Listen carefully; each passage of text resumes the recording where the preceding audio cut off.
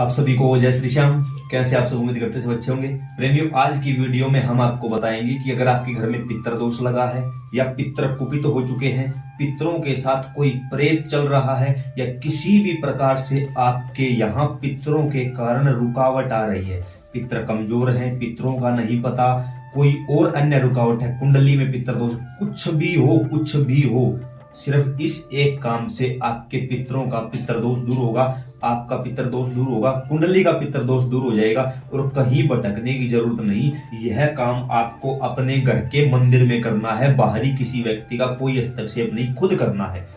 अब बात ये क्लियर बता दूं, यहाँ ये काम घर के पुरुष करेंगे। अब काफी महिलाओं के मेरे पास फोन आए, जब आप एकादशी द्वादशी को बाबा के किसी धाम पर मिलते हो तो भी यही पूछते हो। कुछ महिलाएं हमें कहती कि या तो हमारे पति बाहर रहते हैं, नौकरी करते हैं, या फिर वो शराब के नशे में पड़े रहते हैं, उनको कोई शुद्ध नहीं है। तीसरा कारण है कि हमारे घर के जो हैं मुखिया हैं, सीनियर हैं, वो इन बातों को नहीं मानते, तो क्या हम कर सकते हैं? अगर बिल्कुल ही मजबूरी है तो ये काम महिलाएं करेंगी, अन्यथा ये काम घर के पुरुष करेंगे। घर के पुरुष अगर इस काम को करेंगे ना, हर हाल में आपके घर का पितृदोष फ्री ऑफ कॉस्ट दूर हो जाएगा। किसी को नहीं बैठाना, कोई पंडित नहीं पूछना, कोई ब्राह्मण, कुछ भी नहीं करना, कहीं भी नहीं जाना, घर के मंदिर में बैठ जाना है। क्या करना होगा? गीता के 18 अध्यायों का पाठ करना होगा, खुद से करना होगा। किस तरीके से करना होगा वो तरीका सुनो।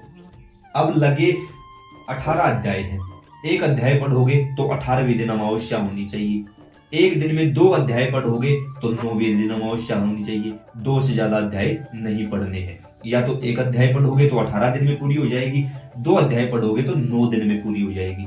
आप कोशिश करना 2 अध्याय एक दिन में पढ़ सको, हिंदी में, ठीक है?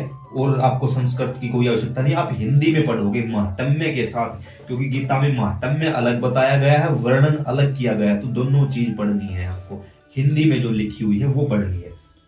कोशिश करिए कि यह आप दोपहर को 2 बजे शुरू कर सकें, दोपहर को 2 बजे। 9 दिन पढ़ोगे तो 9वें दिन अमावस्या होनी चाहिए। उसके साथ आपको करना क्या है? अपने घर के मंदिर में बैठ जाइए। कोशिश करिए जो भी देवी देवता आपके घर में पूजे जाते हैं उनके नाम की आपको ज्योत जलानी है। ज्योत जलाते समय घंटी जरूर बजाएं। पहले तिल्ली जला ले, तिल्ली जला के घंटी बजाएं, दीपक लगा दे। उसके बाद आपको संकल्प करना। संकल्प कैसे किया जाता है? पास में आपको एक जो भी बर्तन मिल सके, कोशिश करिए तांबे की कोई लोटा हो, लुटिया हो।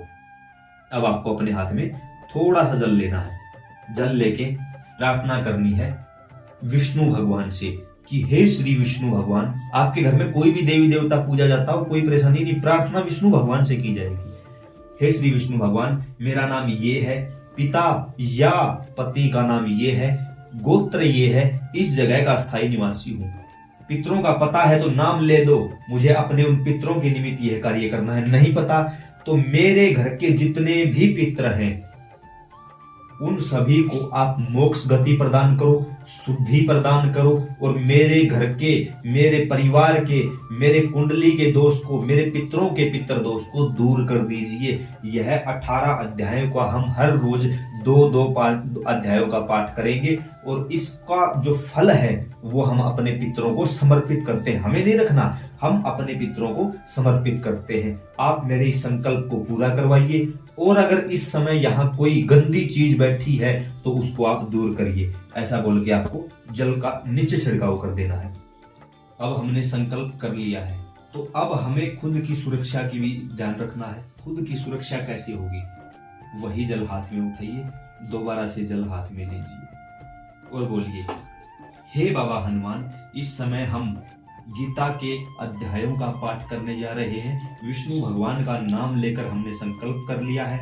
हमारी आपके श्री चरणों में प्रार्थना है कि इस समय हमारी सुरक्षा की जिम्मेदारी आपके ऊपर है, आप हमारी सुरक्षा करिए। ऐसा बोल के आपको अपने चारों तरफ एक सुरक्षा चक्कर लगाना। अब हाथ सिर्फ आपका यही तक आ सकता है, आगे नहीं जाएगा।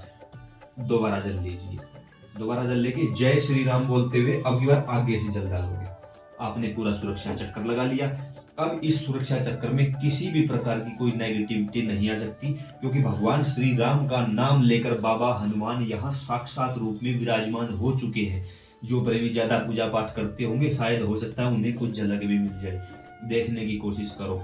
देखने की कोशिश ऐसे ही नहीं होगी, तभी होगी जब आप इस YouTube चैनल पर बने रहोगे, इस हर एक वीडियो को देखोगे, अन्य प्रेमियों से शेयर करोगे। आप सभी का कहना है आपके साथ जुड़ना है, नीचे डिस्क्रिप्शन में हमने व्हाट्सएप लिंक दिया हुआ है, जाइए वहां जुड़ जाइए हमारे साथ। कोई सवाल है कमेंट बॉक्स में पूछ सकते हो, कोशिश पूरी रहेगी आपको जवाब देने की। अब आपने अपना सुरक्षा चक्कर लगा लिया, अब आप गीता के अध्यायों का पाठ करेंगे।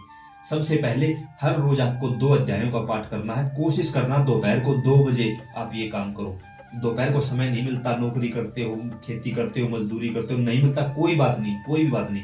सुबह कर सकते हो, सुबह, शाम को नहीं करना। शाम को क्यों नहीं करना? क्योंकि उसके बाद इस जल को आपको तुलसी में अर्पित करना होता है, तो शाम के समय तुलसी में जल नहीं डाल सकते, और रविवार को तुलसी में जल नहीं डाल सकते।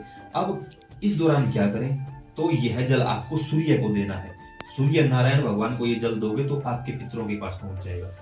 अब आपको अपने पूजा स्थान पर बैठकर सामने जो गीता रखी हुई है, गीता प्रेस गोरखपुर की एक पुस्तक है, तो आप वहां से इस पुस्तक को आसानी से ऑर्डर कर सकते हो, ऑनलाइन भी मंगवा सकते हो, कहीं से भी लेके आ सकते हो।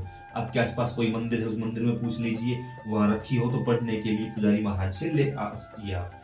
अब आपके हाथ में जो जल है, उस जल को आप अपनी लेफ्ट साइड में रखोगे। लेफ्ट साइड में जल रखा है। अब आप सबसे पहले पहला अध्याय खोलोगे, पहले श्रीमद् भगवत गीता के पहले अध्याय का महात्म्य यहां बैठकर। अब जो आपका ये लेफ्ट हैंड है, इसकी ये अनामिका उंगली यहां डालोगे जल के अंदर, यही रहेगी। आप पाठ करते रहोगे, यह उंगली इस जल के अंदर रहेगी। अब आप, श्री पार्वती जी ने कहा भगवान आप सब तत्वों के ज्ञाता हैं, ऐसे करके पढ़ते रहो। आप मन मन में भी पढ़ सकते हो, बोल बोल के भी पढ़ सकते हो। ऐसे करते करते करते करते आपको गीता के 2 अध्याय पढ़ने हैं, हिंदी में पढ़ने, महात्म्य भी पढ़ना है, गीता का वर्णन भी पढ़ना है। 2 अध्याय पढ़े, उंगली आपकी वही की वही है। अब आपने ये काम पूरा कर लिया। अब जब लगे कि दोनों अध्याय पढ़े जा चुके हैं, उंगली को निकाल लीजिए यहाँ पर। उसके बाद भगवान से प्रार्थना करिए कि प्रभु आपने यह संकल्प पूरा करवाया, तहे दिल से आभारी, क्योंकि आज का संकल्प 2 अध्यायों का था, पूरे हो चुके हैं, तहे दिल से आपके आभारी हैं। अब यह जल अभिमंत्रित हो चुका है। इस जल को अगर तुलसी में डालना है तो बोलिए कि तुलसी के माध्यम से मेरे पितरों तक पहुंचाइए। सूर्य को देना है तो बोलिए कि सूर्य के माध्यम से मेरे पितरों तक पहुंचाइए, क्योंकि यजुर्वेद में इस चीज का वर्णन है कि भगवान सूर्य हमारे पितर हैं। जो आर्यमा स्वामी है वो भगवान सूर्य नारायण का ही अवतार है, भगवान विष्णु का ही अवतार है। तो ऐसे में यह जल सूर्य के माध्यम से या तुलसी माता के माध्यम से हमारे पितरों तक पहुंचता है। अब इस जल को आप 2 मिनट के लिए बैठे रहिए। क्यों? क्योंकि आपने जो ये पाठ पढ़ा है, जो गीता के 2 अध्याय पढ़े हैं, इसका जो पूरा फल है वो आपके शरीर में है। नीचे आसन लगा हुआ है, ऊपर कपड़ा रखा हुआ है, तो आपके शरीर में है वो जाप, और आपकी उंगली के माध्यम से वो जाप इस जल में आ चुका है। सामने दीपक जल रहा है, दीपक साक्षी है कि इस बच्चे ने अपने पितरों के लिए गीता के 2 अध्याय पढ़े हैं। अब 2 मिनट आप शांत बैठे रहिए, कुछ नहीं करना आपको। 2 मिनट के बाद पुस्तक को बंद करिए, अपने स्थान पर रख दीजिए। अब यहाँ जो नीचे जल आपको मिलेगा जो आपने गिराया था, अगर ना मिले तो थोड़ा सा जल नीचे पृथ्वी पर गिराओगे। जल थोड़ा सा पृथ्वी पर गिराया, ये 2 उंगली दोनों हाथों की नीचे रखोगे उस जल में। जल में रखने के बाद ओम विष्णवे नमः, ओम विष्णवे नमः, ओम भू शक्राय नमो नमः। शक्राय का मतलब इंद्र को कहा जाता है, या फिर ओम इंद्राय नमः, ये बोल के दोनों हाथों की इन दोनों उंगलियों को अपने नेत्रों से लगाओगे और हाथ जोड़ के प्रणाम करोगे। इससे क्या हुआ? इससे इंद्र को वरदान प्राप्त है कि कोई भी जीव भक्ति पर बैठेगा तो उसकी पूजा का फल तुझे मिलेगा। लेकिन जैसे ही आपने ये काम कर लिया ना, आंखों से लगा लिया, बस अब आपकी पूजा का 101% फल आपके पास है, कोई चुरा नहीं सकता, आपके पास ही रहेगा। अब आसन को प्रणाम करके, बाबा को जैसे भी आप प्रणाम करते हो, अपने देवी देवताओं को वैसे प्रणाम करके उठ जाइए यहाँ से। इस जल को ले जाकर तुलसी में जल देते हो तो ये उंगली जो जल में डाल रखी थी वो तुलसी से स्पर्श करवाओ, और ऐसे करके इस उंगली के माध्यम से तुलसी में जल डालने दो और कहो कि हे माता तुलसी, इस जल को आप मेरे पितरों तक पहुंचाइए, और इस दौरान मुझसे कोई गलती, भूल चूक, अपराध हुआ है तो मुझे माफी दे दीजिए। सूर्य को देना चाहते हो तो सूर्य नारायण भगवान को सुबह सुबह जल अर्पित करो और कहो कि हे सूर्य नारायण भगवान, इस जल को मेरे पितरों तक पहुंचाइए और उन्हें मोक्ष गति प्रदान करिए, उत्तम गति प्रदान करिए, उनको मजबूत कर दीजिए, मेरे घर का, मेरी कुंडली का पितर दोष खत्म कर दीजिए, दूर कर दीजिए। ऐसा करते करते आपको 18 अध्यायों का पाठ करना है। 9वें दिन यानी लास्ट अध्याय का पाठ हो, उस दिन अमावस्या होनी चाहिए, उस दिन भी आपको यही काम करना है। इन अध्यायों का पाठ करते समय आपको इन 9 दिनों में आपके पितर अवश्य दर्शन देंगे, जिस भी हालत में वो होंगे। अगर वो बंधे हुए हैं तो हो सकता है उनके हाथ बंधे हुए दिखाई दे, वो आपको रोते हुए दिखाई दे, कोई गला पकड़े हुए दिखाई दे, कोई फांसी लटका हुआ दिखाई दे, कोई किसी को मारता पीटता दिखाई दे, तो समझना आपके पितर बंधे हुए हैं। आपके पीछे बैल पड़ा हो, बैल मारने को दौड़े, कोई सांड मारने को दौड़े, किसी प्रकार से छोटे छोटे सांप दिखाई दे, आपके पीछे सांप आपको काटता हुआ दिखाई दे, पीछे भागता हुआ दिखाई दे, तो समझो आपके पितर अत्यधिक क्रोध में हैं, बहुत ज्यादा क्रोध में हैं, क्योंकि वो कुपित हो चुके हैं। और इन अध्यायों से आपके पितर धीरे धीरे शांत हो जाएंगे, शांत होते चले जाएंगे, क्योंकि उनको उनका भोजन पानी मिलता रहेगा। और अमावस्या के दिन आप अपने पितरों के नाम का भोजन निकालें। जिन्होंने घर में या खेत में अपने पितरों को स्थान दिया हुआ है, उन्हें भोजन कैसे निकालना है वो हम बहुत जल्दी आप लोगों के लिए वीडियो बना देंगे। उसी प्रकार से आप भोजन निकालोगे। जिन लोगों के घरों में पितरों का स्थान नहीं है या जिनको अपने पितरों का नहीं पता, वो गौ माता को एक रोटी ऊपर थोड़ा सा गुड़ रख के, दूसरी रोटी रख के गौ माता को देंगे, सूर्य को जल देंगे। 9 दिन इन चीजों का पाठ करेंगे, उनके घर का पितर दोष 101% दूर हो जाएगा। कोई नहीं रोक सकता, कहीं जाने की जरूरत नहीं पड़ी, एक भी पैसा खर्च नहीं करना पड़ा। उसके बाद भी अगर ये काम आपसे नहीं हो सकता, कहीं जाके डूब मरो, यहाँ आने की जरूरत नहीं है। हम यहाँ फालतू की भीड़ इकट्ठा नहीं करना चाहते। अब आपको लगे कहीं से भी कि भाई इस चैनल पर अच्छी जानकारी मिलती है, सब कुछ करके दिखाया गया है और हमारे व हमारे परिवार के लिए ये लाभदायक हो सकती है, पहली बात, घर में जितने भी लोग हैं एक साथ बैठ के एक ही फोन में देखा करो। अपने बच्चों को बताओ। आज आपको नहीं पता आपके पितर कौन है, क्योंकि आपके माँ बाप ने नहीं बताया। आपके बच्चों की क्या गलती है? कल उनको आप नहीं बता के जाओगे, उनकी क्या गलती है?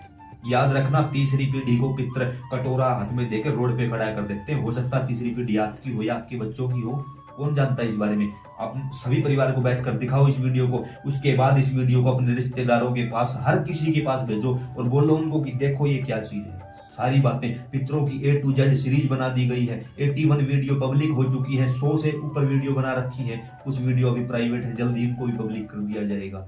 आज तक YouTube के इतिहास में सबसे ज्यादा वीडियो आपको इसी चैनल पर मिलेंगी। आपका अपना परिवार है, फेसबुक पर देख रहे हो तो अपना परिवार है। जुड़ जाइए, अन्य प्रेमियों के साथ शेयर करते रहिए। जय श्री श्याम, राधे राधे।